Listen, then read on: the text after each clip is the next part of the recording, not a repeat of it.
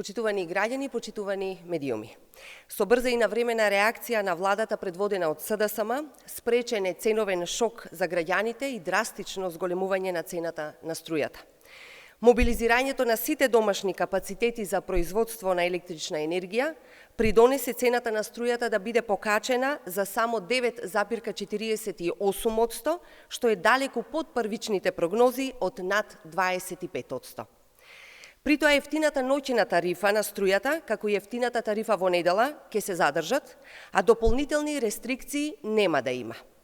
Дека цената на електричната енергија е глобален проблем, потврдуваат и покачувањата на цената на струјата во многу држави, а најизразено е во Турција, каде електричната енергија за домаќинствата поскапи за 50%, додека за компаниите и за над 100%. Почитувани, за граѓаните од ранливата категорија обезбедени се и 60 милиони денари со програмата за заштита на потрошувачите на електричната енергија. Со оваа мерка ќе се опфатат околу 7500 домаќинства со ниски примања во време трајање од 12 месеци, кои ќе добијат намалување на месечната сметка за потрошена електрична енергија во износ од 600 денари или 800 денари месечно, во зависност од големината на домаќинството. Економијата е стабилна и ликвидна, државата е подготвена да им помогне на граѓаните и компаниите за надминување и на овој предизвик.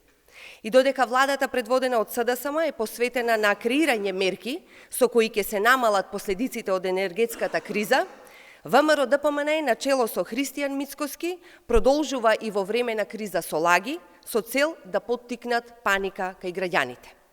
Мицкоски лажеше дека цената на струјата ќе биде повисока до 40%, тој и ВМРО ДПМН и оваа криза ја користат за ефтини политички поени, не водејќи никаква грижа за граѓаните. Почитувани граѓани, СДСМ како партија која се грижи за доброто на граѓаните и државата, ќе продолжи со реализација на мерки кои ги ублажуваат последиците предизвикани од енергетската криза. Ви благодарам.